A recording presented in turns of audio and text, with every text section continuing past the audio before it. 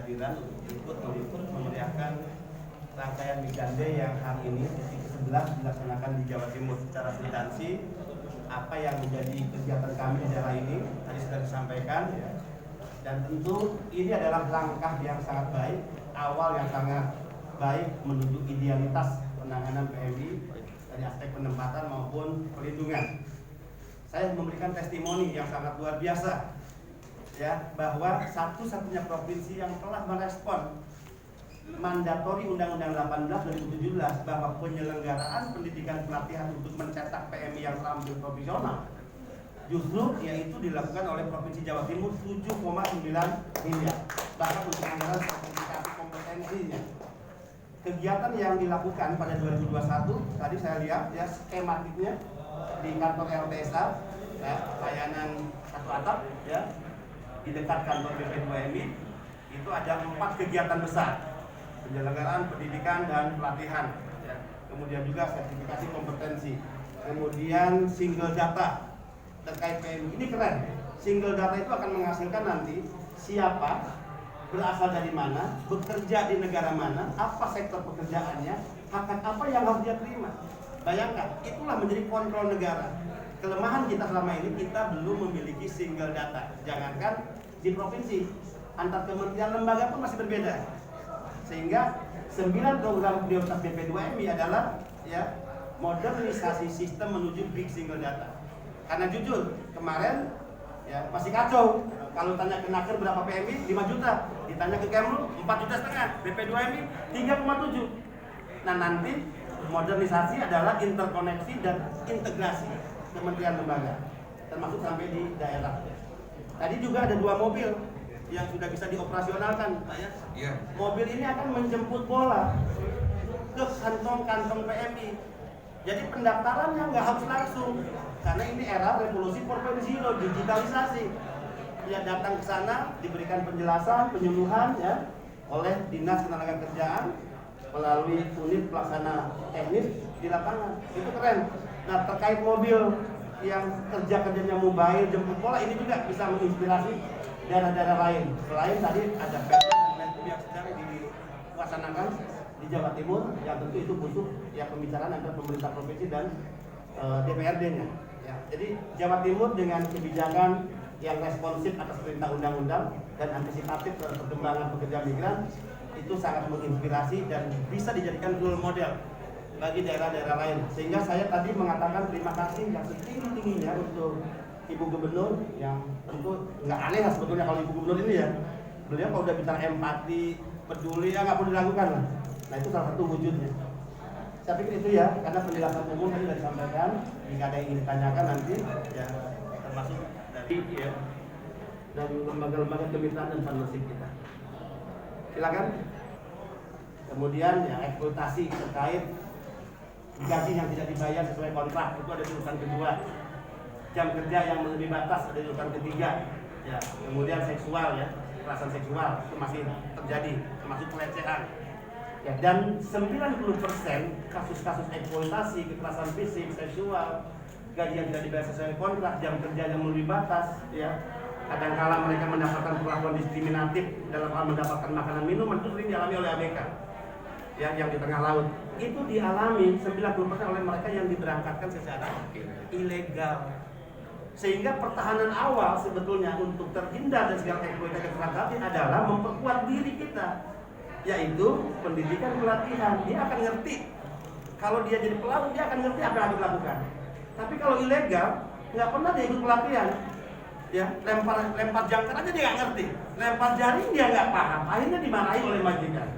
Demikian juga bahasa, bisa dibayangkan orang dari kampung tiba-tiba diberangkatkan kerja di majikan. Secara bahasa udah beda, di perintah A dia melaksanakan B. Yang muncul emosi dari majikan, akhirnya kekerasan terjadi. Itu banyak dialami. Itu harus mengeluarkan biaya 3 juta, yang walaupun tadi ditangani biayanya oleh sindikat, hanya untuk keluar di bandara. Sehingga saya janjikan, sindikat ini adalah pengkhianat republik, pengkhianat merah putih. Kenapa saya nggak terlalu peduli ngomong oknum-oknum tadi? Karena memang kita harus yakin, kalau bicara institusi, semua bicara merah putih kok. Bicara kepentingan negara bangsa, tapi kalau oknum, penjahat dimanapun selalu ada. Dan yang kita pelang ini oknum, ya.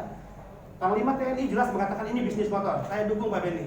Semua kekuatan matra saya akan kita kerahkan. Kapolri tegas, ya. Kemenkumham termasuk Dirjen Imigrasi jelas mengakui kok. Banyak oknum-oknum saya yang nakal, orang keimigrasian, ya. Ini contoh ya. Modusnya sederhana. Saya buka tadi belum sempat dibuka modusnya. Orang yang diberangkatkan ilegal, satu modal paspor pasti, kedua dia punya selembar yang disebut visa. Visanya, visa turis. Kalau rekan-rekan pers berangkat ke Singapura, Malaysia, ke negara Eropa sebagai turis, syarat pertama dia harus menunjukkan tiket tidak hanya keberangkatan tapi kepulangan. Nah, bagaimana bisa mereka lolos hanya dengan tiket keberangkatan?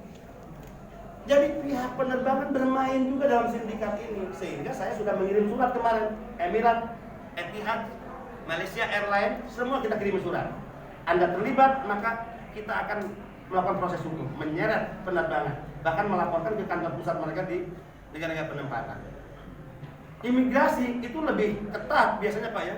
Ditanya uang yang dibawa berapa, tinggal berapa lama. Tapi bagaimana bisa setelah dia lolos check-in atau diloloskan saat check-in, diloloskan juga saat pemeriksaan imigrasi, padahal modalnya hanya tiket keberangkatan. Sekali lagi oknum yang bermain, ya. Tertinggi.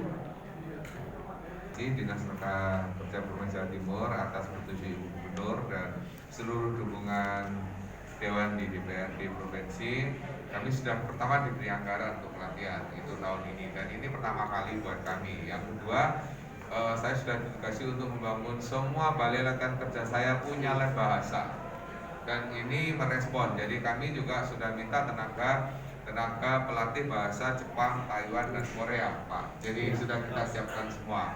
Yang ketiga, dengan LTSA kami sudah didukung oleh, dan sekarang itu peralatan mobile yang kemudian bisa jemput bola kepada kantong-kantong TKI. Dan tadi sudah Pak Kepala BP2 PMI sudah berencana dan sudah meresmikan secara langsung penggunaan mobil itu. Nah, ini tentu tugas baru bagi kami di Dinas Tenaga Kerja Provinsi, karena kami mensinergikan antara LP2 TKI kami dengan semua BLK kami untuk pelatihan tenaga kerja yang akan berangkat menjadi pekerja migran. Dan kami mohon dukungan kawan-kawan media juga dan kontrol kawan-kawan media. Barangkali di dalam tahun ini kami mulai masih ada kurang, tentu perlu ada kritik, dan kami juga mohon dukungan dari BP2WN untuk memberikan support pada kami supaya hajatan kita pemerintah Jawa Timur dalam rangka mendukung pekerja migran yang profesional itu bisa kita wujudkan. Pekerja migran di Jawa Timur yang mengalami penyiksaan atau yang berangkat ilegal berapa tadi? Kemarin kita 89. Ya. Tapi saya ingin sampaikan bahwa sudah selama tahun ini kita ada ratusan pekerja migran yang mayatnya pulang dan kita selesaikan bersama sudah. Tapi ini semua kita bantu bersama-sama dengan P2MI. Kami sama-sama begitu landing dari Juanda kita antar sampai rumahnya dengan baik. Ini penting juga nih dari kemitraan kita ya. Karena kemitraan inilah yang selama ini mensupport BP2MI di tengah keterbatasan anggaran BP2MI. Kalau mau dibantu mereka, mati juga kita nih. Ya, saya sampaikan Pak. Jadi kami bekerja juga di BPJS Ketenagakerjaan dan bank. Jadi mereka itu ketika berangkat sudah diberi pengetahuan mengenai bagaimana harus membuka tabungan di bank. Kemudian mereka juga kita ikut sertakan di BPJS Ketenagakerjaan, BP Jam Sostek, sehingga ada yang baru datang 1 minggu di Malaysia ya waktu itu meninggal, itu langsung dapat cover semuanya dan mendapat beasiswa bagi anak-anaknya yang masih membutuhkan biaya sekolah. Itu kira-kira teman-teman. Jadi Disnaker membuka diri, dan kapan-kapan kalau teman-teman datang bisa meninjau ke B2PMI. Mohon juga disosialisasikan oleh media tempat yang sudah kita bangun, dan karena dengan media inilah kita banyak tolong oleh kawan-kawan. Terima kasih, saya kira